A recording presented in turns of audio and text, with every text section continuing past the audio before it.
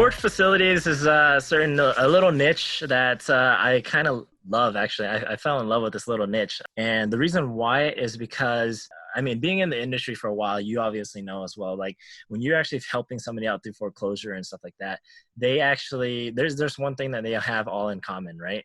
And that's the thing is they don't want to get rid of their stuff. Like they just want to hoard their stuff forever. Even if they lose their property, they don't want to sell it. They don't want to sell their jet ski or ATV or anything like that to help save them from getting into a foreclosure. It never makes sense to me. The thing is people do the same thing with storage facilities, right? They rent a storage unit. They store junk in there. they store like literally sometimes we open up a container and it's just trash. I don't even know what the heck it is, and it's just like shirts from like I don't know, they never wore it because they didn't touch it for like 20 years. so yeah, they literally just store trash and they pay us to store their trash. So I mean it's like the best freaking thing, right? Check this out. Say that again. They pay us to store their trash. Yeah. they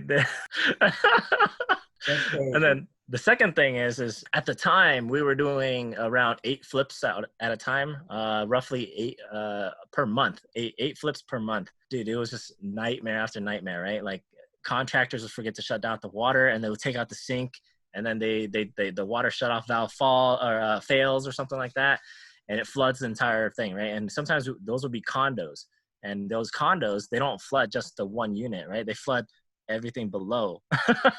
So you're on the 3rd floor, 2nd floor, you have to mess up. The 4th floor, you're messing up. And then if they have a basement, you're messing up the basement too. So not only did we mess up the unit below us, but we actually messed up the gym that was below us as well. So our contractors, and we had to pay for the materials and all that stuff to fix everything that was below that.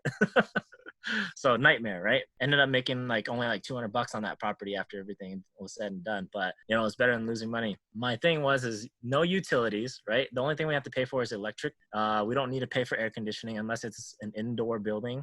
So no climate control or anything like that. And the last thing is no plumbing. Literally, I don't have to deal with floods unless it's like areas like Houston or something where it floods all the time. But without having those actual utilities being a factor, it was just super sexy for me. Got it. So we got like the benefits of owning storage, but walk me through the numbers. Like what's monthly storage? What's cap rate? Tell me more about the numbers. Okay, so the biggest one we actually looked into was it was going to be selling for $2 million.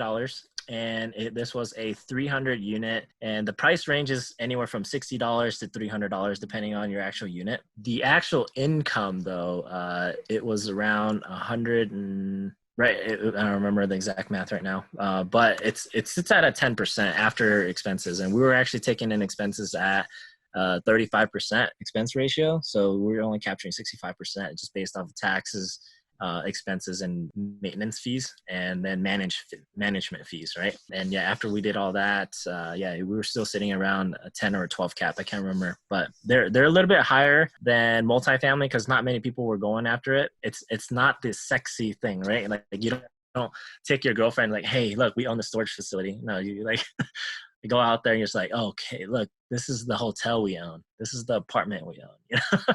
Those are the sexy things, right? The storage units, like, it's not sexy.